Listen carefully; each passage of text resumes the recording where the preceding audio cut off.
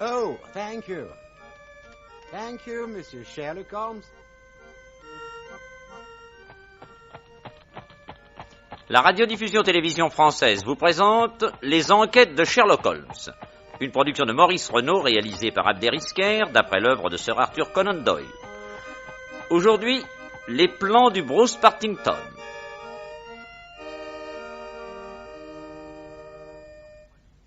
Ici Maurice Renaud.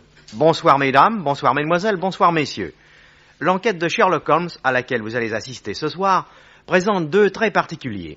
Le premier de ces traits est que le métro londonien y joue un rôle important.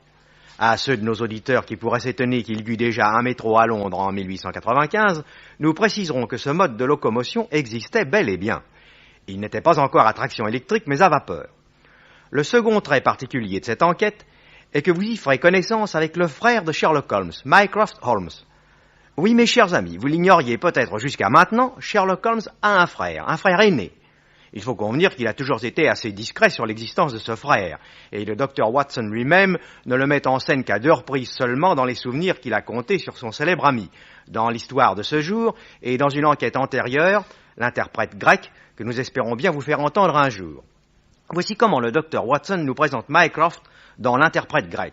Son regard était pénétrant, profond et plein d'une vivacité d'introspection qu'il n'avait vue chez Sherlock que lorsque celui-ci exerçait à fond ses talents. Sherlock prétendait que son frère lui était supérieur dans l'observation et la déduction, mais Mycroft ne constituait pas pour lui un concurrent dangereux, car, toujours d'après Sherlock Holmes, il était dénué d'ambition et d'énergie. Fonctionnaire, il était chargé de tâches assez importantes de contrôle financier dans plusieurs ministères à l'époque de l'interprète grec. Mais il semble que ces fonctions aient changé d'orientation et qu'elles aient pris encore plus d'ampleur au moment de l'enquête sur la disparition des plans du sous-marin Bruce Partington, comme vous allez pouvoir en juger par les faits que va vous rapporter votre ami, le docteur Watson. Bonsoir mes chers amis, c'est le docteur Watson qui vous parle. Un matin de 1895, je venais de prendre mon breakfast avec mon ami Sherlock Holmes et je l'observais allant et venant dans le salon comme un lion en cage. Que se passe-t-il, Holmes? Vous me semblez bien nerveux. Et moi, j'admire votre calme. Comment, voici 3 jours que nous sommes bloqués par ce brouillard à couper au couteau et vous supportez cela avec le sourire? Mais rien ne vous empêche de sortir. La vie n'est pas arrêtée pour autant. Que voulez-vous que j'aille faire à travers cette purée de pois? On ne voit pas à 3 mètres. Le temps rêvé pour les malfaiteurs, hein? Allez donc courir après.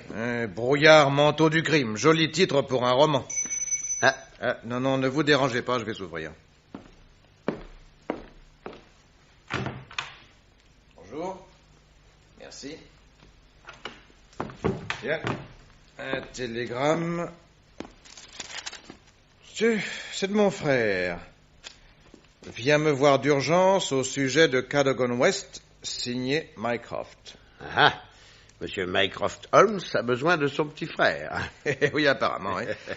Mais il me parle de ce Cadogan West comme si c'était une célébrité. Ce nom-là vous dit quelque chose, à vous, Watson? Voyons, c'est le jeune homme qui a été trouvé mort mardi matin dans le métro. Ah, oui, je me souviens, oui. Mais quel rapport peut-il avoir avec mon frère? Ce Cadogan West travaillait à l'arsenal de Woolwich. Oui, tout s'explique.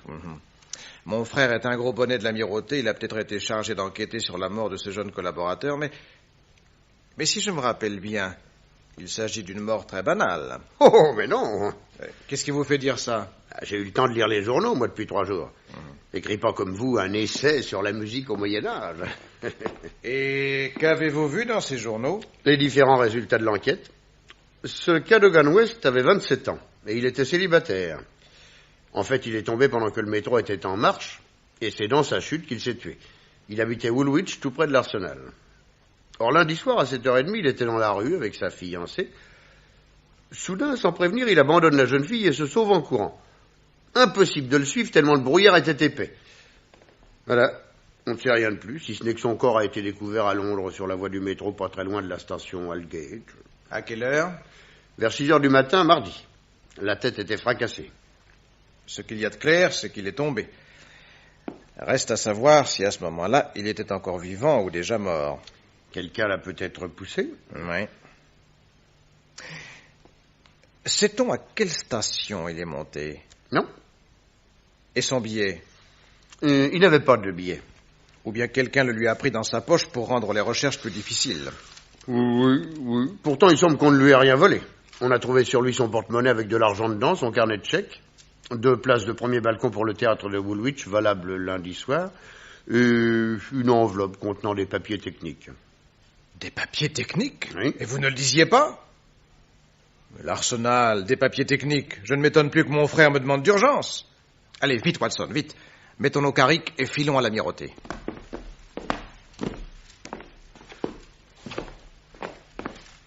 Watson.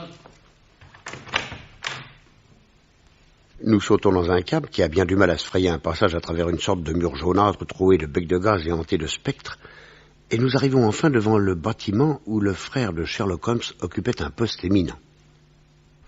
Par ici, monsieur. Entrez. Bonjour, Mycroft. Bonjour, vieux Sherlock. Merci d'être venu si vite. Tu ne connais pas encore mon ami Watson, je crois. Non, enchanté de vous voir, docteur. Mon frère m'a beaucoup parlé de vous et je dois dire que vous m'inspirez une profonde admiration. Oh, mon Dieu, je soigne mes malades aussi bien que je peux. Ce n'est pas exactement ce que je veux dire. Je ne doute pas que vous soyez un excellent médecin.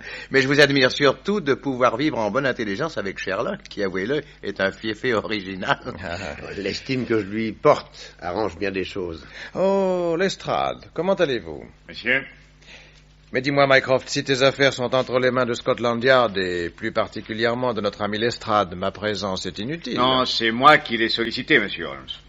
Nous nous trouvons devant un problème insoluble, en plein brouillard. Cette saison, mon cher. Voyons un peu de quoi il s'agit.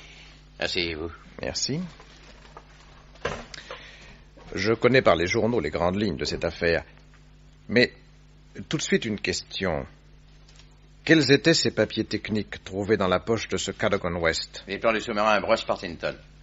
Oui. La technique en est entièrement nouvelle. Elle fait l'objet de 10 brevets séparés dont chacun est indispensable pour la réalisation de l'ensemble. Les plans étaient enfermés dans le coffre d'un bureau de l'arsenal de Woolwich. Portes et fenêtres étaient inviolables et ces documents ne devaient sortir sous aucun prétexte. On ne pouvait les consulter que sur place, dans le bureau. Et malgré toutes ces précautions, nous les retrouvons dans la poche d'un jeune secrétaire mort et en plein cœur de Londres. Vous les avez récupérés? Il en manque 3, les plus importants. Sherlock, il nous les faut absolument. Il y va de l'intérêt national. Pourquoi ce Cadogan a-t-il volé des plans? Où se trouvent les 3 qui manquent? À la suite de quoi est-il mort? Comment son cadavre est-il arrivé à l'endroit où on l'a trouvé et de quelle façon le mal peut-il être réparé? Résous chacun de ces problèmes et tu auras bien mérité de la patrie. Nous paierons d'ailleurs le prix qu'il faudra. L'argent est parfois utile, mais dans des affaires de ce genre, il n'y a pas que l'argent. Je sais, il faut aussi de l'intelligence et de la méthode, et grâce à Dieu, tu n'en manques pas. Je tiens à ça de famille. Admettons. Je mets à votre disposition, monsieur Holmes, les renseignements que j'ai déjà recueillis. Je vous remercie, Lestrade. Je sais que vous me serez d'un grand secours. J'aimerais d'abord savoir qui était responsable de ces plans. Sir James Walter, expert des gouvernements. Ses décorations et ses titres le mettent à l'abri de tout soupçon. Il est l'un des 2 hommes à posséder une clé du coffre. Lundi, pendant les heures de travail, les plans étaient dans le bureau.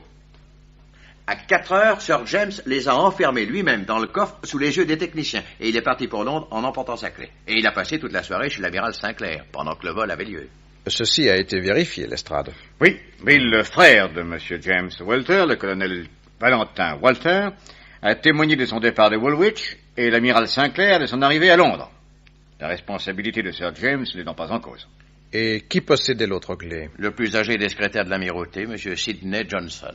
40 ans, marié, 5 enfants, moralité inattaquable. Lundi soir, il n'a pas bougé de chez lui et la clé n'a jamais quitté sa chaîne de montre. Bien.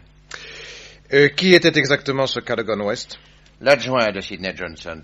C'était un garçon très compétent et profondément honnête, mais impulsif, prompt à la colère. Un jour, il a giflé un de ses confrères qu'il avait calomnié. Nous avons dû lui infliger un blâme. À part cet incident, nous n'avons jamais rien eu à lui reprocher.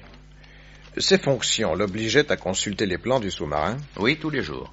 Étant donné qu'ils ont été trouvés sur son cadavre, il y a tout lieu de croire que c'est lui qui les a volés. Au moyen d'une fausse clé? De plusieurs fausses clés. Car s'il s'est introduit dans le pavillon où se trouve le bureau d'études, il lui a fallu également ouvrir la porte d'en bas et celle du bureau. Dans ce domaine, rien d'impossible, en effet. Cadogan West a volé les plans. Il les a emmenés à Londres pour qu'un agent étranger les photographie immédiatement. Son intention était certainement de revenir assez tôt pour les remettre dans le coffre. C'est au retour qu'il a trouvé la mort. Quelqu'un l'a tué et jeté hors du wagon. Attention. On a trouvé son corps près de la station Aldgate.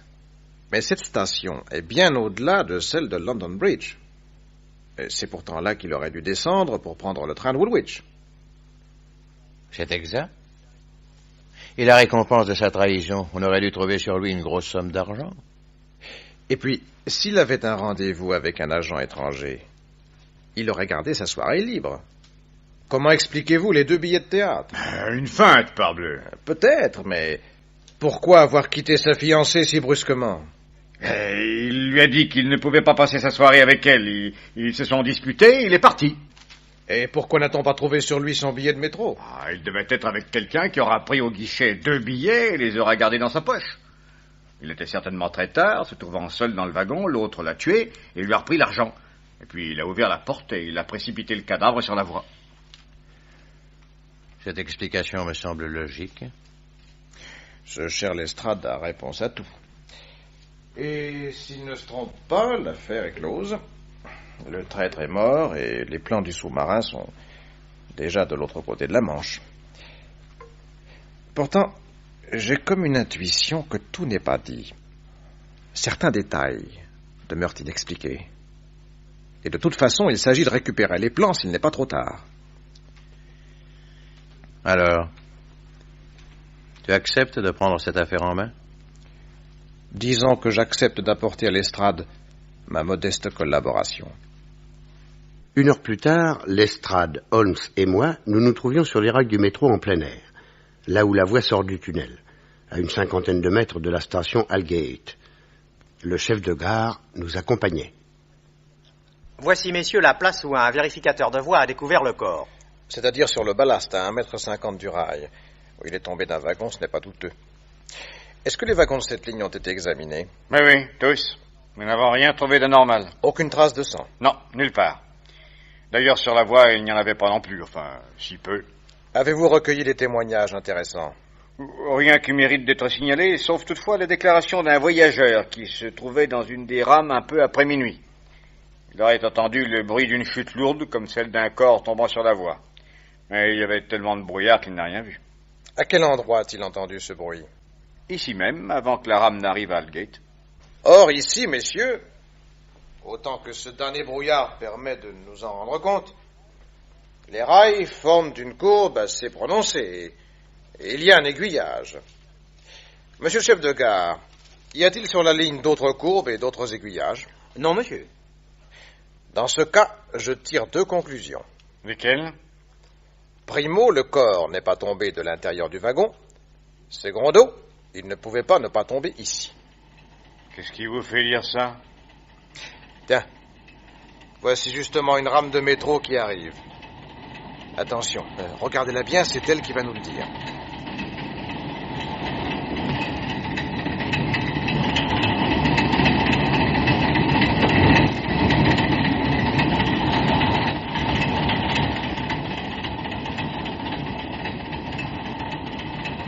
Oui, c'est bien ce que je pensais. Et que pensiez-vous, monsieur Holmes? Il est trop tôt pour vous le dire. Au revoir, Lestrade. Sitôt que j'ai du nouveau, je vous fais signe. Et sans vouloir remarquer l'air ahuri de l'inspecteur, Sherlock Holmes suivit rapidement la voie pour gagner la station Aldgate. Nous sortîmes du métro et j'allai avec lui jusqu'à un bureau de poste où, à l'intention de son frère, il rédigea ce télégramme. Envoie-moi liste complète espions connus en Angleterre et leurs adresses. Signé Sherlock. Une demi-heure plus tard, nous étions tous les deux dans le train de Woolwich. J'observais mon compagnon. Regardez un chien courant dans un chenil. Il a les oreilles basses et la queue tombante. Regardez le même chien sur une piste. Il a les yeux luisants et tous les muscles tendus. Tel était maintenant mon ami Sherlock Holmes. Cette affaire devient passionnante, Watson. J'en ai la certitude maintenant L'homme a été tué ailleurs et son cadavre n'était pas dans un wagon. Alors où était-il? Sur le toit. Et s'il est tombé à l'endroit que nous avons vu tout à l'heure, c'est parce qu'il y a un virage. Et que dans un virage, les voitures penchent légèrement. Et qu'il y a un aiguillage. Et que sur un aiguillage, les voitures sont secouées. Voilà ce qui a facilité le glissement du corps depuis le haut du toit jusque sur le ballast. Vous avez certainement raison. Quant aux traces de sang, elles sont presque nulles. C'est la preuve que la plus grosse quantité a été perdue ailleurs. Ceci explique également l'absence du billet. Si le corps a été jeté sur le toit... Évidemment. Maintenant, il nous reste à savoir de quelle façon et dans quelles circonstances ce pauvre garçon a été assassiné.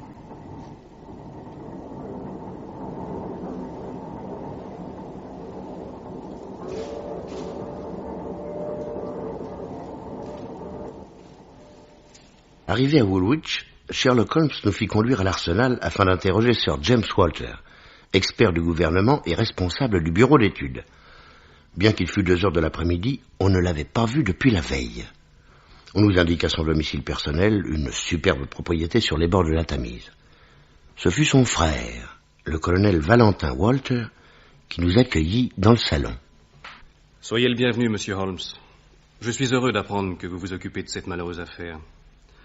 Puissiez-vous arrêter les criminels avant qu'une puissance étrangère ait pu utiliser ces plans? Je ne négligerai rien pour cela, mon colonel, soyez-en sûr, mais c'est surtout votre frère que j'aimerais interroger. Hélas, monsieur Holmes, vous arrivez trop tard. Mon frère est mort il y a 1 heure. Mort? Oui. Il mettait son honneur au-dessus de tout, et ce vol de plans dont il était responsable a provoqué chez lui une crise cardiaque qui lui a été fatale. Un malheur, vous le voyez, n'arrive jamais seul. J'espérais de lui quelques indications susceptibles de m'aider. Pour lui, comme pour nous, l'énigme était totale, monsieur Holmes.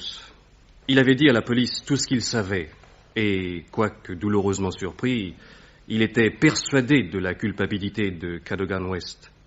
Rien, en effet, ne semble devoir plaider en sa faveur. C'est également votre opinion? Je ne connais les affaires de mon frère que dans la mesure où il voulait bien m'en parler. Nous habitions ensemble et nos conversations roulaient sur un grand nombre de sujets, mais assez rarement sur son propre travail.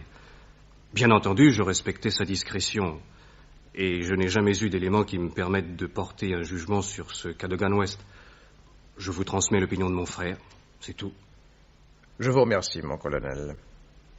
Quand nous nous sommes retrouvés seuls sur le seuil de la propriété, Sherlock Holmes alluma sa pipe. Voilà un coup de théâtre pour le moins imprévu. Qu'en pensez-vous, Watson? Oui. Je me demande si cette mort est naturelle. Il s'agit peut-être d'un suicide. Dans ce cas, ce serait chez Sir James Walter l'aveu d'une faute grave, ou tout au moins d'une sérieuse négligence. Enfin, l'avenir nous l'apprendra. En attendant, allons chez Cadogan West. Vous connaissez l'adresse? Oui, mon frère me l'a inscrite sur un papier. Une voiture nous arrêta devant une petite maison précédée d'un jardin. C'est la fiancée de Cadogan qui nous reçut. Je ne comprends rien à cette chose affreuse, monsieur Holmes. Cadogan était le garçon le plus honnête, le plus loyal qui soit. Il se serait fait tuer plutôt que de vendre un secret appartenant à notre pays. Interrogez tous ceux qui l'ont connu. Ils vous diront qu'il est insoupçonnable. Pourtant, les faits sont là, mademoiselle. Bien sûr. Aussi, je n'y trouve aucune explication. Avait-il des besoins d'argent? Mais non.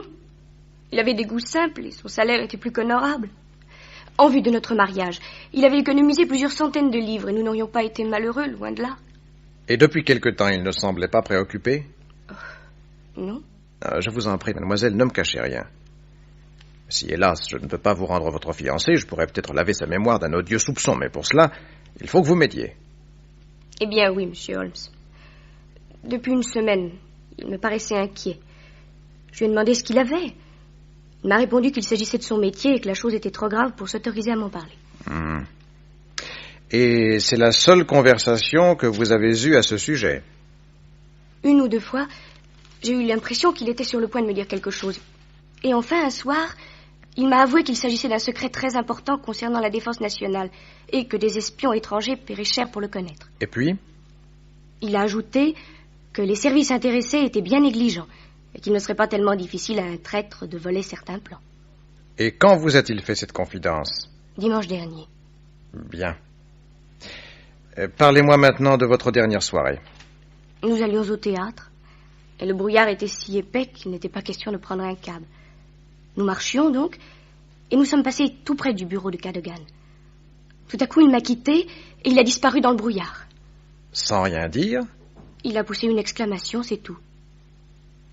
J'ai attendu, et au bout d'un quart d'heure, ne le voyant pas revenir, j'ai couru jusqu'ici pour voir s'il n'était pas rentré chez lui. Ses parents ne l'avaient pas vu depuis le matin. Nous avons attendu ensemble, terriblement inquiets, ne sachant que penser. Je suis enfin rentré chez moi et je n'ai pas fermé l'œil de la nuit. Et ce matin que j'ai appris l'horrible nouvelle. Je vous en supplie, monsieur Holmes, prouvez à tout le monde qu'il est innocent. Moi, j'en suis tellement sûr. Dans le cab qui nous ramenait à l'Arsenal, Sherlock Holmes faisait la grimace. Tout ceci, Watson, est assez défavorable à ce jeune homme. Quoi qu'en dise la petite, ce projet de mariage fournit au vol des plans un mobile assez sérieux. Il avait probablement besoin d'argent. L'idée de ce vol lui courait dans la tête puisqu'il a commis l'indiscrétion d'en parler à sa fiancée. Même un soupçon, même une inquiétude, on les garde pour soi quand on occupe un poste aussi délicat. Oui. Oui, mais pourquoi planter là cette jeune fille en pleine rue et foncer pour commettre un vol de cette importance? Oui, vous avez raison. En tout cas, c'est une affaire passionnante à débrouiller. À l'Arsenal, nous fûmes introduits dans le bureau de M. Sidney Johnson, un petit homme maigre et rébarbatif. Ses mains tremblaient. Je viens d'apprendre que le patron est mort, c'est épouvantable. Et puis ce suicide de Cadogan West, et le vol des plans. 3 désastres coup sur coup, il y a de quoi perdre la raison. Avez-vous l'impression que ce West était coupable? Je n'ai aucune impression. Je ne demande qu'une chose, c'est qu'on me laisse tranquille. Je suis navré, monsieur, mais il faut répondre à mes questions. J'ai tout dit à la police ce matin. Vous ne voulez tout de même pas que je recommence? C'est probablement nécessaire. Il y a un procès verbal. Lisez-le. Vous avez prononcé le mot suicide. Vous pensez que Cadogan West s'est donné la mort? Impression crime, c'était ce qu'il avait de mieux à faire. Et maintenant, tout ici va être désorganisé. Ce sera un beau gâchis. Vous étiez le seul, avec Sir James Walter, à posséder une clé du coffre, n'est-ce pas? Oui. Et puis après? Vous n'allez tout de même pas m'accuser d'avoir volé les plans? Je m'étonne de votre attitude, monsieur. Vous devriez accueillir avec sympathie un homme décidé à tout tenter pour découvrir la vérité. Scotland Yard, qu'est-ce que vous en faites? Je suis ici sur l'ordre du ministère. Vous n'avez qu'à vous incliner et répondre à mes questions, c'est tout. Si ça vous amuse. Déjà, un nommé Lestrade a fouillé ce matin ma maison de fond en comble, comme si j'étais un criminel. Si vous croyez que c'est agréable... Dites-moi, il n'y a pas de gardien affecté à ce bâtiment? Si, mais en même temps, il en surveille d'autres. Le voleur a profité qu'il était ailleurs, et puis avec ce brouillard... Quel genre d'homme est-ce? Qui? Ce gardien. Lui aussi, le pauvre homme, vous allez le soupçonner? Mon métier est de soupçonner tout le monde, monsieur. C'est un vieux soldat qui n'est pas assez intelligent pour commettre un vol de cette envergure. Bon. En supposant que Cadogan West ait voulu pénétrer dans le bâtiment après la fermeture, il lui aurait fallu 3 clés, n'est-ce pas, pour parvenir jusqu'au plan enfermé dans le coffre. Oui. La clé de la porte extérieure, celle du bureau et celle du coffre. Sir James et vous étiez les seuls à posséder ces 3 clés? Non, moi je n'avais que celle du coffre.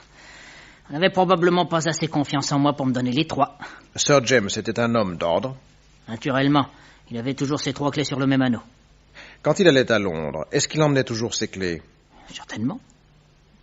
Une dernière question. Les 3 plans qui manquent, sont-ils les plus importants? Certes, oui. Quelqu'un qui posséderait ces 3 plans, mais qui n'aurait pas les 7 autres, pourrait-il quand même construire un sous-marin Bruce Partington? Impossible. Je vous remercie. Sherlock Holmes examina la serrure du coffre, la porte du bureau et les volets métalliques de la fenêtre. Puis il sortit. Dehors, sur une pelouse, il remarqua un arbre assez haut. Venez voir, Watson. En montant sur cet arbre, quelqu'un peut très bien voir ce qui se passe dans le bureau du coffre. Ce bureau étant au premier étage, il n'est pas nécessaire de grimper bien haut. Oui, mais si les volets étaient fermés? Les fentes sont suffisamment larges pour suivre les allées et venues de quelqu'un dans la pièce. Tenez. Qu'est-ce que je vous disais? Quoi donc? Là. Vous ne voyez pas que l'arbre est écorché ici? Et là? Et encore là? Les traces sont toutes fraîches. On est monté à cet arbre tout récemment. J'admirais une fois de plus les facultés d'observation de mon ami Sherlock Holmes, et avant de quitter Woolwich, à la gare, il interrogea l'homme du guichet, et qui nous confirma que Cadogan West avait pris un billet le lundi soir à 8h05 pour Londres. Il le connaissait bien, et il avait remarqué chez lui une sorte de fébrilité qui l'avait surpris. Nous regagnons Londres, et en rentrant chez nous, à Baker Street, une lettre du frère de Sherlock Holmes nous attendait. Il me donne les noms et adresses des espions que je lui ai demandé à midi par télégramme. Voyons... Les seuls capables d'une opération de cette envergure sont Adolphe Meyer, 13 Great George Street, Louis Larotière, Camden Mansions, et Hugo Oberstein, 23 Caulfield Gardens. Ce dernier était à Londres lundi, et l'on m'assure qu'il est parti. Nous attendons de tes nouvelles avec impatience. Bien à toi, Mycroft. Bon, Watson, vite, passez-moi le plan de Londres qui est là-bas, sous mes symphonies de Beethoven. Ouais. C'est pas une place pour un plan. Ah, vous l'avez? Oui, voilà. Non, donnez. Ouais. Voilà. Caulfield Gardens. Voilà. Oh, merveilleux, Watson, merveilleux. Quoi donc? Venez vite, ne perdons pas une seconde, filons là-bas. Depuis la tombée de la nuit, un vent assez violent s'est élevé. Peu à peu, il avait balayé le brouillard, et quand nous nous trouvâmes dans la rue, le ciel était criblé d'étoiles, et le clair de lune caressait les toits des maisons.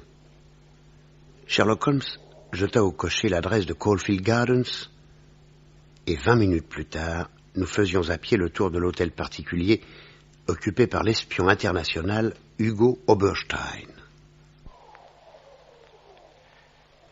Que voyez-vous, Watson, derrière cet hôtel? Une voie de métro? Eh oui. Et à cet endroit, cette voie n'est pas souterraine. Et comme vous pouvez le constater, les fenêtres du derrière de la maison d'Oberstein donnent directement sur cette voie. Et je m'en souviens parfaitement pour l'avoir constaté moi-même à plusieurs reprises. Les rames de métro s'arrêtent ici, parfois pendant plusieurs minutes, à cause d'un croisement de lignes qui est tout proche. C'est exact, je me le rappelle aussi. Conclusion, il est probable que le cadavre de Cadogan West a été jeté d'une de ces fenêtres, sur le toit d'un wagon momentanément arrêté. Et le brouillard a rendu l'opération parfaitement invisible.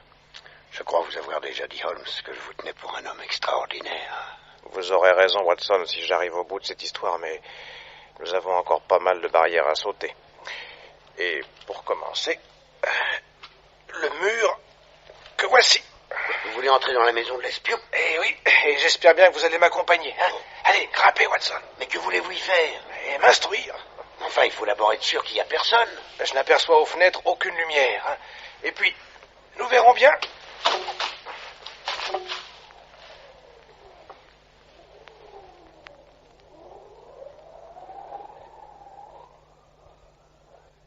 Et nous nous trouvons dans une cour.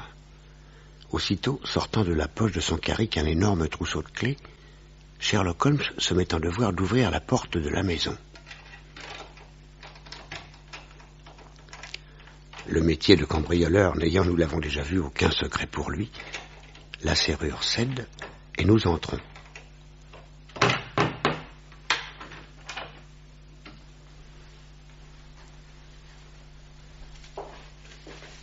La maison est vide.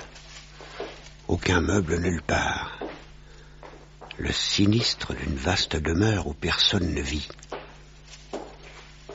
Peut-être seulement dans une ou deux pièces là-haut.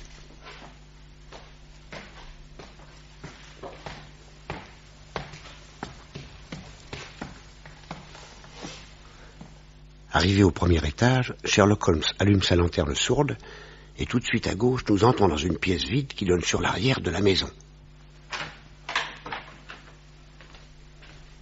Ouvrez la fenêtre, Watson.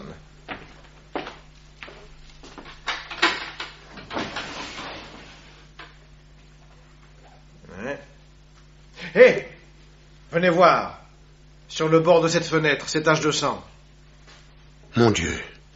C'est par là qu'ils ont jeté le cadavre. Qu'est-ce que je vous disais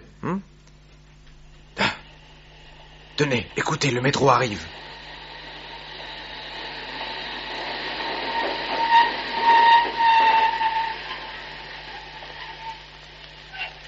Vous aviez raison. Les rames s'arrêtent sous cette fenêtre. Et remarquez qu'entre le bas de la fenêtre et le toit du wagon qui est au-dessous de nous, il y a à peine 1,50 m. Y déposer un cadavre, même par un temps de brouillard, n'est qu'un jeu. Les bandits.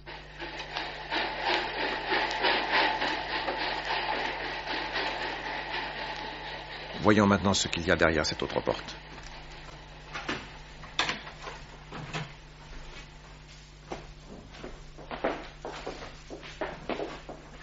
Ah, enfin une pièce meublée. Oui, une chambre qui doit servir de bureau.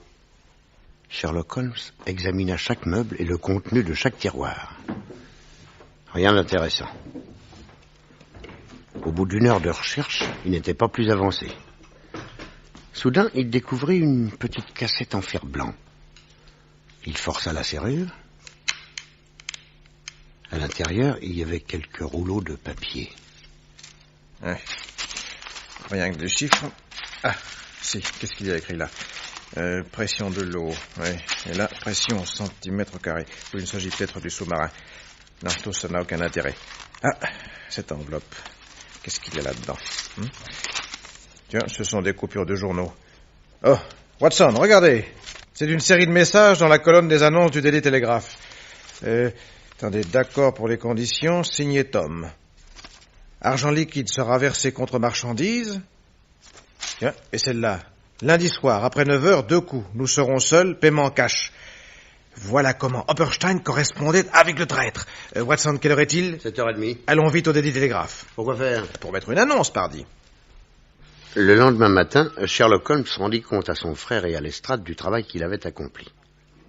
Parbleu, c'est pas malin. Nous, dans la police officielle, nous n'avons pas le droit de sauter les murs. Il nous faut un mandat régulier. Eh bien, vous allez en faire préparer un immédiatement. Il n'y a que le nom que vous laisserez en blanc. Pour arrêter qui Je n'en sais rien, mais nous serons fixés ce soir après 9h.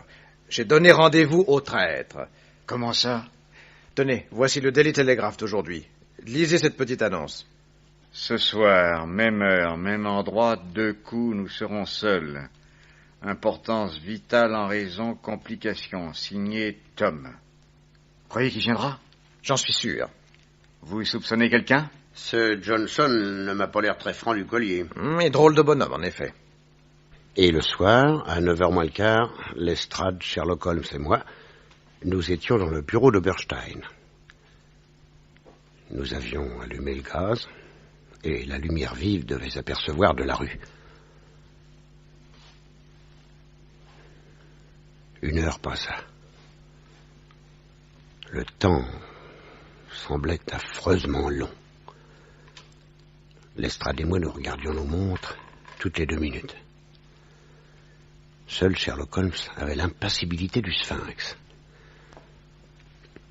Comme il en avait décidé, nous avions tous les 3 enlevé nos chaussures. Soudain, c'est lui. Descendons sans faire de bruit. J'ouvre la porte sans me montrer, et sitôt que le type est entré, nous lui jetons cette couverture sur la tête et nous l'amenons jusqu'ici. Venez. Nous descendons avec précaution et nous nous cachons de chaque côté de la porte. Et Sherlock Holmes ouvre.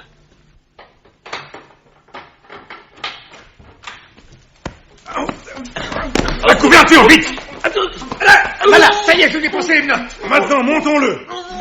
Allez, par ici, mon bonhomme. Allez.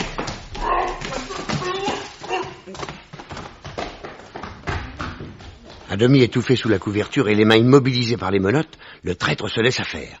Il monta docilement et nous nous trouvâmes enfin dans le bureau sous la lumière du gaz. Enlevez-lui cette couverture, que nous voyons un peu à qui nous avons affaire. Voilà. Oh! Colonel Walter. Monsieur Holmes. J'avoue, messieurs, que ce n'était pas l'oiseau que j'attendais. Mais je comprends tout maintenant. Comment, colonel Walter, en êtes-vous arrivé à trahir votre pays? Mais, monsieur Holmes... Inutile de nier. Nous connaissons votre correspondance et vos relations avec Oberstein. Vous aviez pris l'empreinte des clés de votre frère, n'est-ce pas? Oui. Vous aviez besoin d'argent? Oui. Une dette de jeu. Vous êtes descendu à l'arsenal lundi soir, et malgré le brouillard, Cadogan West vous a aperçu et il vous a suivi. Oui. Du haut d'un arbre, il vous a vu ouvrir le coffre, et s'il n'a pas donné l'alarme, c'est qu'après tout, il était possible que votre frère vous eût chargé de porter ses plans à un personnage officiel. Mais depuis quelque temps, Cadogan West vous soupçonnait, n'est-ce pas? Oui. Alors il vous a suivi, et comme il connaissait le nom et l'adresse des principaux espions dont l'Arsenal avait plus particulièrement à se méfier, quand il vous a vu entrer chez Oberstein, il a réagi violemment. Oui, il s'est précipité sur la porte entr'ouverte pendant que j'entrais, et Oberstein l'a assommé. Sale boîte. Et puis, que s'est-il passé? Ah, parlez. Vous devriez savoir que c'est pour vous le seul moyen d'espérer quelque indulgence. Oberstein a photographié 7 plans. Et il a voulu garder les 3 qui restaient, les plus importants. Affolé, j'ai discuté, lui démontrant que si je ne rapportais pas les plans à l'Arsenal avant le matin, c'était la catastrophe. Mais Oberstein a été intraitable. Pour pouvoir vendre le tout, il lui fallait au moins produire 3 originaux. Alors, devant mon désespoir, il eut une idée. Il a glissé les 7 plans qu'il venait de photographier dans la poche du cadavre en disant « Quand on le trouvera, c'est le petit qui endossera toute l'affaire. » Et puis il a jeté le corps sur le toit d'un wagon de métro. Oui. Compliment, joli travail. Et votre pauvre frère vous a soupçonné. Oui. Il n'a pas résisté au chagrin que je lui ai fait. Lestrade, enlevez-lui ses menottes qu'il puisse écrire tout de suite une lettre à Oberstein. Moi? Pour lui dire quoi? Vous connaissez son adresse? Oui. Hôtel du Louvre à Paris. Prenez cette plume. Et dites-lui qu'il manque au plan un détail essentiel concernant les valves. Que vous ne pouvez pas aller le voir parce que votre absence paraîtrait insolite. Qu'il revienne pour 24 heures avec les 3 plans. Vous l'attendez ici après-demain à 9 heures. Et je serais bien étonné s'il ne venait pas. Et Oberstein est venu. Il est tombé dans la souricière et nous avons récupéré les plans. Il en a pris pour 15 ans et le colonel Walter est mort en prison. Voilà, mes chers amis, cette étonnante histoire des plans du Bruce Partington, où mon ami Sherlock Holmes fit une fois de plus la preuve de son extraordinaire maîtrise. J'ai su indirectement qu'il avait été invité au palais de Buckingham et que pour lui manifester sa reconnaissance, la reine Victoria elle-même lui avait offert une magnifique émeraude. Et comme un jour j'admirais cette pierre, il me dit en rougissant. Oh, vous n'y connaissez rien. C'est une babiole en toque que j'ai achetée pour m'en faire une épingle de cravate.